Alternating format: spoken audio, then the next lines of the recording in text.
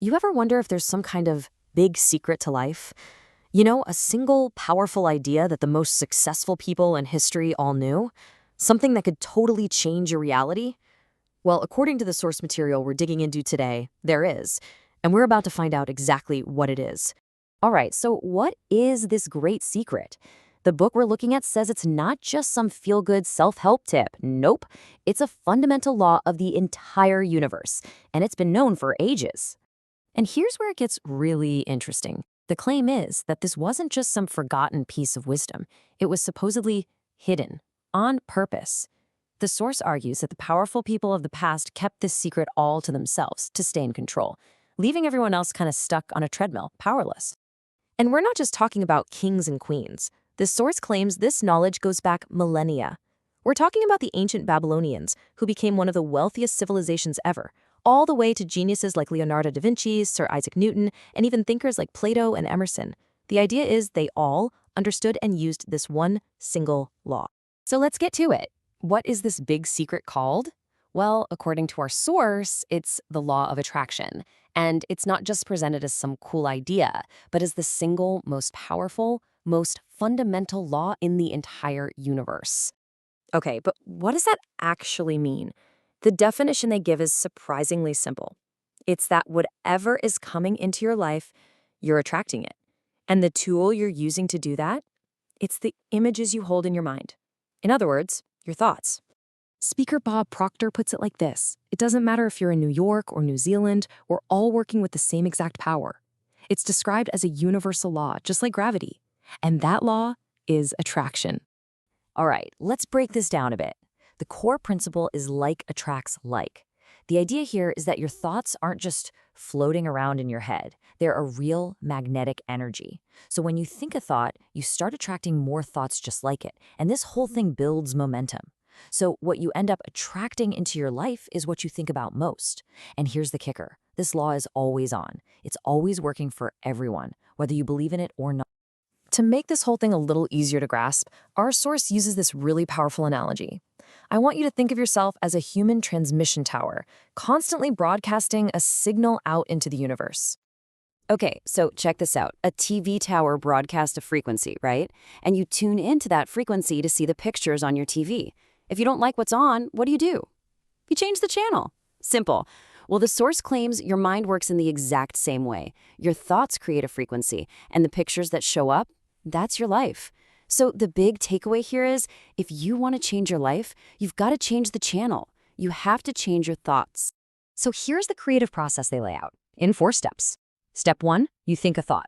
Step 2, that thought sends out a magnetic signal, a frequency into the universe. Step 3, that signal attracts all the similar things on that same frequency. People, events, you name it.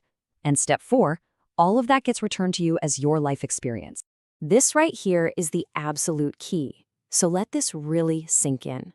Your thoughts become things. The idea is that what you hold in your mind will eventually become what you hold in your hand. That's the core mechanism of this whole creative process.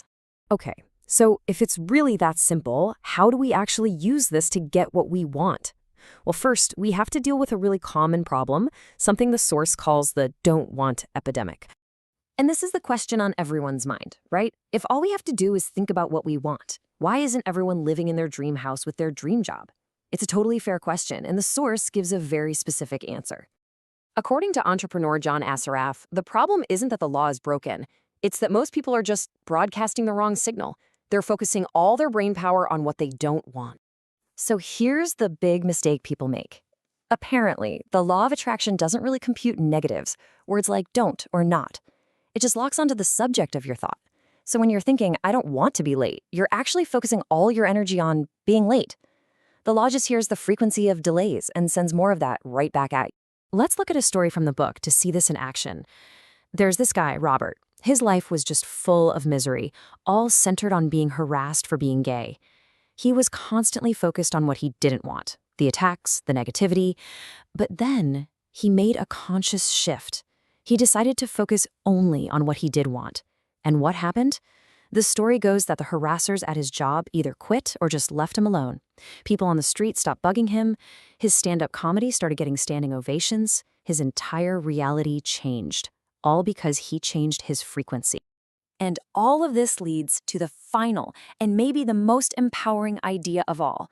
The source argues that you are not just a victim of your circumstances. You are the creator. You are the Michelangelo of your own life. Now, I know what you might be thinking.